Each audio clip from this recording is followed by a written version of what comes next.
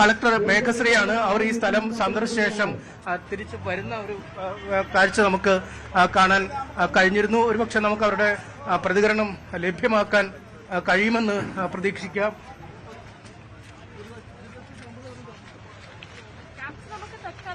അവിടെ കുട്ടികൾ സ്കൂളിൽ പോയ കുട്ടികളും അങ്ങോട്ടുണ്ട്. അവർക്ക് വേണ്ടി മാത്രമാണ് നമ്മളിപ്പോൾ തുറന്നിട്ടുള്ളത്. പിന്നെ ഇവിടെ രക്ഷിതാക്കൾ ഇവിടെ, കുട്ടികൾ അവിടെയാണ്. അപ്പോൾ ഇടയ്ക്ക് നമുക്ക് ട്രാൻസ്പോർട്ടേഷൻ ഇല്ലാത്തത് കൊണ്ട് വി ഹാവ് സ്റ്റാർട്ടഡ് ക്യാമ്പ്സ് ദേ. പിന്നെ രക്ഷാപ്രവർത്തനം ഇവിടെ നടക്കുന്നുണ്ട്. 9 ആൾക്കാർ ഹോസ്പിറ്റലിൽ ദേ ആർ സ്റ്റേബിൾ. കറക്റ്റായിട്ട് കൃത്യമായിട്ട് എസ്റ്റിമേറ്റ് ഇല്ല. പക്ഷെ ഇവിടെ ലോക്കൽ ആയിട്ടുള്ള ആൾക്കാരൊന്നും ഇൻവോൾവ് ആയിട്ടില്ല എന്നാണ് ഇപ്പൊ നമുക്ക് നിലവിൽ ഇല്ല. തത്കാലം ഇല്ല എന്നാണ് നമുക്ക് ശ്രദ്ധയിലുള്ളത്. അതൊക്കെ എടുക്കുന്നുണ്ട്. ഇല്ല, കൺഫർമേഷൻ വന്നിട്ടില്ല. വൈത്തിരിയിലെ ഒരാളും പിന്നെ മേപ്പാടിയിൽ കൊണ്ടുപോയ ഒരാളും അത് കൺഫേം ആയിട്ടില്ല. അപ്പൊ ആ 2 കേസ് മാത്രമാണ്. 9 ആൾക്കാർ സ്റ്റേബിൾ ആയിട്ട് നിൽക്കുന്നുണ്ട്.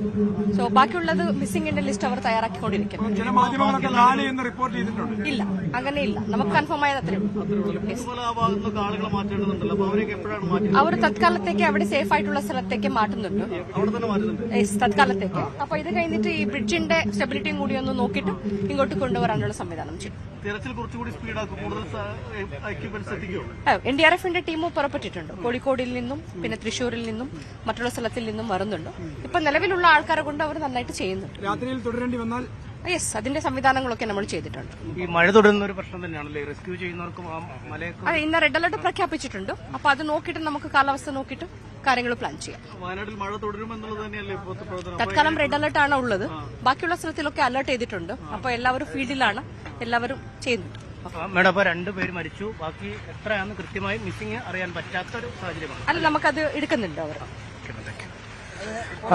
ജില്ലാ കളക്ടറാണ് മേഘശ്രീയാണ് സംസാരിച്ചത്. അവർ പറയുന്നത് 2 പേർ മരിച്ചു എന്നാണ്. 2 പേരുടെ ഒരാളുടെ മരണം സ്ഥിരീകരിച്ചിരിക്കുന്നു, ഔദ്യോഗികമായി സ്ഥിരീകരിച്ചിരിക്കുന്നു. മറ്റൊരാൾ കൂടി മരിച്ചു എന്ന വിവരം തന്നെ കൃത്യമായി ലഭിച്ചിട്ടുണ്ടെന്ന് അവർ പറയുന്നു. ഒപ്പം കാണാതായ ആളുകൾ എണ്ണം സംബന്ധിച്ച ഒരു ഔദ്യോഗിക സ്ഥിരീകരണം ഇനിയും ലഭിച്ചിട്ടില്ല. കാരണം പ്രദേശവാസികളായ ആരെങ്കിലുമൊക്കെ ഉൾപ്പെട്ടിട്ടുണ്ടോ, അല്ലെങ്കിൽ എത്ര തൊഴിലാളികളാണ് ഇതിൽ ഉൾപ്പെട്ടിരിക്കുന്നത് എന്നത് സംബന്ധിച്ച ഒരു കൃത്യമായ സ്ഥിരീകരണം ലഭിച്ചിട്ടില്ല. കാരണം ഈ തൊഴിലാളികളുടെ മസ്റ്റർ റോള്, അതുപോലെ എൻട്രി രജിസ്റ്റർ, അതായത് ഈ സ്ഥലത്ത് നിന്നും ഈ ജോലി സമയത്ത് അകത്തേക്ക് പോയവരുണ്ടോ, അല്ലെങ്കിൽ ഈ രക്ഷാപ്രവർത്തനത്തിൽ പങ്കെടുത്തവരുണ്ടോ എന്നടക്കമുള്ള ഈ എൻട്രി രജിസ്റ്ററുകളൊക്കെ പരിശോധിക്കണം. അങ്ങനെ മസ്റ്ററും എൻട്രി രജിസ്റ്ററും പരിശോധിച്ചാൽ മാത്രമേ അക്കാര്യത്തിലൊരു വ്യക്തത ലഭിക്കൂ. അതുകൊണ്ട് ഒരു ഔദ്യോഗിക സ്ഥിരീകരണം കാണാതായവരെ സംബന്ധിച്ച് എത്ര പേരുണ്ട് എന്ന് സംബന്ധിച്ച് ഉണ്ടായിട്ടില്ല എന്നാണ് ജില്ലാ കളക്ടർ വ്യക്തമാക്കിയത്.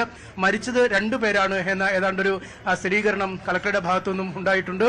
നേരത്തെ 4 പേരും മറ്റുമൊക്കെ മരിച്ചു എന്ന ചില വിവരങ്ങളൊക്കെ പുറത്ത് ചില ഉറവിടങ്ങളെ വ്യക്തമാക്കി വന്നിരുന്നു. പക്ഷേ അതൊരു ഔദ്യോഗിക സ്ഥിരീകരണമല്ല. മരണസംഖ്യ 2 ആണ് എന്നാണ് ജില്ലാ കളക്ടർ.